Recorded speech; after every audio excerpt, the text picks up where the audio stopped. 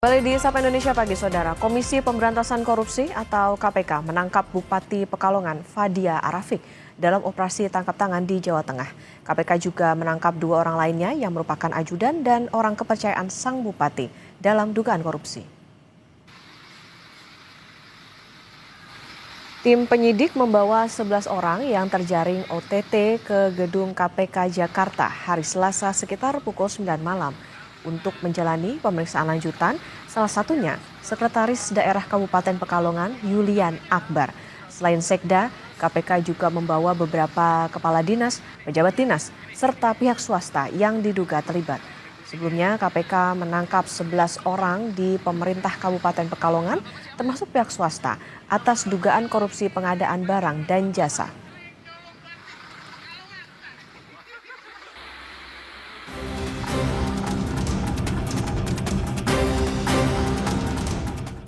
Komisi Pemberantasan Korupsi KPK menangkap Bupati Pekalongan Fadia Arafik dalam operasi tangkap tangan di Jawa Tengah. Menurut juru bicara KPK Budi Prasetyo, tim penyidik melakukan operasi tangkap tangan di wilayah Pekalongan, Jawa Tengah. Budi menjelaskan penangkapan ini berkaitan dengan dugaan korupsi pengadaan barang dan jasa. Budi menambahkan tim penyidik KPK lainnya saat ini sedang berada di Pekalongan untuk memeriksa sejumlah pihak lain guna menggali keterangan yang dibutuhkan. Adapun dugaan tindak pidana korupsi dalam kes kali ini adalah berkaitan dengan pengadaan di wilayah Pemkab Pekalongan. Kemudian kami juga ingin menyampaikan bahwa tim saat ini juga masih terus melakukan pencarian kepada pihak-pihak terkait lainnya, dan kami juga mengimbau agar para pihak-pihak dimaksud bisa kooperatif sehingga dapat membantu dalam proses penanganan perkara ini. Sebelumnya, tim KPK menyegel sejumlah ruangan di kantor pemerintah Kabupaten Pekalongan. Sejumlah ruangan yang disegel KPK berada di lantai 2, salah satu yang disegel ialah ruangan kantor Bupati Pekalongan dan kantor Sekretaris Daerah Pemkab Pekalongan. Tim KPK juga menyegel ruangan Dinas Pekerjaan Umum dan Tata Ruang Pemkab Lamongan. Gubernur Jawa Tengah Ahmad Lutfi mengaku prihatin dengan kasus OTT Bupati Pekalongan yang dilakukan KPK. Menurut Lutfi, kasus OTT yang menimpa sejumlah kepala daerah bisa menjadi pembelajaran bagi jajaran kepala daerah yang lain. Bupati Wali Kota sudah tak sampaikan, kita harus menciptakan birokrasi yang bersih dengan jalan tidak melanggar hukum. Nah, itu yang paling pokok. Nah, itu ada 2 bupati di Jateng udah rekaman ini Pak. Itu kan pelajaran, tergantung personilnya. Yang jelas kan itu kembali kepada personil yang dia lakukan. KPK dalam kasus ini masih terus memeriksa intensif Bupati Pekalongan dan sejumlah staf yang diduga terlibat. Diketahui kasus dugaan korupsi terkait dengan pengadaan barang dan jasa berupa outsourcing di lingkungan Pemkab Pekalongan. KPK menduga terjadi pengaturan khusus dalam pengadaan tenaga ahli tersebut. Tim Liputan, Kompas TV.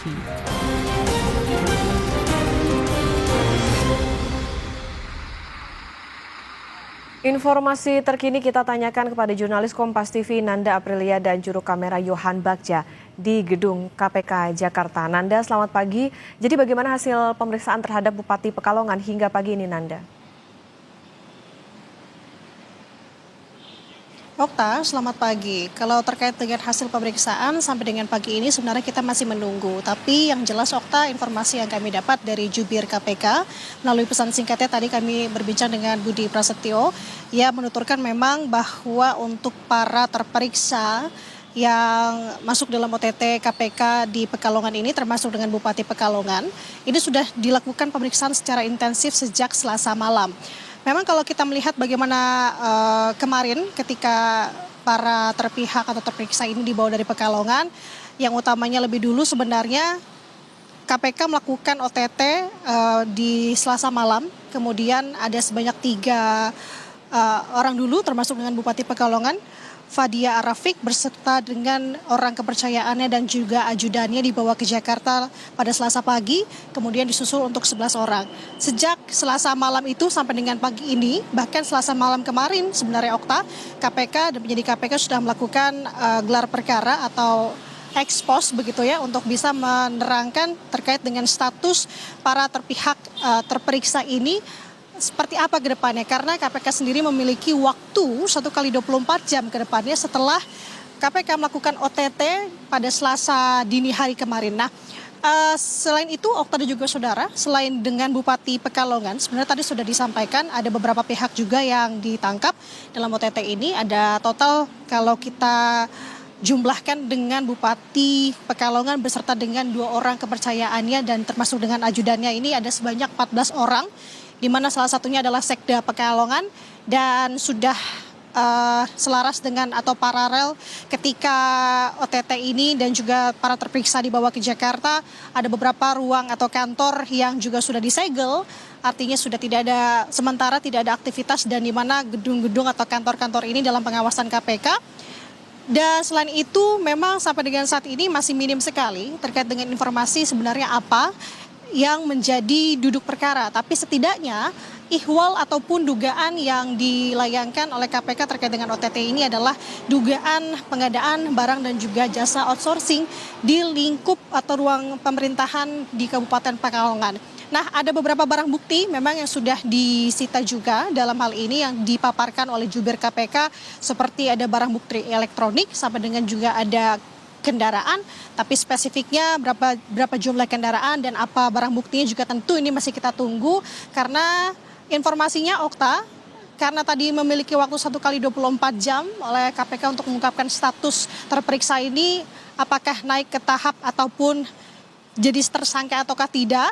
Jadi rencananya siang hari ini sebenarnya KPK akan melakukan press conference untuk mengungkapkan kasus ini sekitar pukul 2 sampai dengan 3 sore, tapi untuk spesifiknya tentu kita akan tunggu. Jadi ini akan sama-sama kita nanti sebenarnya apa kronologi sampai dengan duduk perkara kasus ini secara lengkapnya nanti siang akan disampaikan oleh KPK, Okta dan juga saudara. Sementara kembali ke studio. Oke, Nanda, berarti tadi memang artinya sampai dengan saat ini adakah informasi mungkin soal bagaimana berapa kerugiannya, kemudian terkait kasus apa, apakah ini nantinya akan diungkap saat konferensi pers atau sudah ada informasi sebelum itu, Nanda? Betul, Okta. Ini sebenarnya tampaknya masih secara rapat disimpan terlebih dahulu oleh KPK, yang dimana nantinya tentu akan dijabarkan secara spesifik, baik itu dari kronologi sampai dengan kerugian dan pasal yang akan menjerat untuk para terperiksa nantinya. Nah, sementara yang disampaikan oleh jubir KPK terkait dengan OTT Bupati Pekalongan ini hanya mengenai garis bawahnya ini seputar atau dugaan pengadaan barang dan jasa outsourcing di sekitar pemerintahan Kabupaten Pekalongan. Nah, terkait dengan apa dan bagaimana untuk spesifiknya ini sama-sama tentu kita tunggu, karena kita tahu untuk beberapa belakangan ini Pekalongan sendiri memang cukup aktif untuk melakukan beberapa kegiatan pemerintahan. Nah, apakah ini menyangkut dengan hal demikian ataupun spesifiknya seperti apa, ini masih belum benar-benar disampaikan oleh KPK. Ini sama-sama kita tunggu sebenarnya apa kasus yang sebenarnya menjerat untuk para terperiksa atau tersangka ini yang memang masih kita tunggu untuk statusnya seperti apa.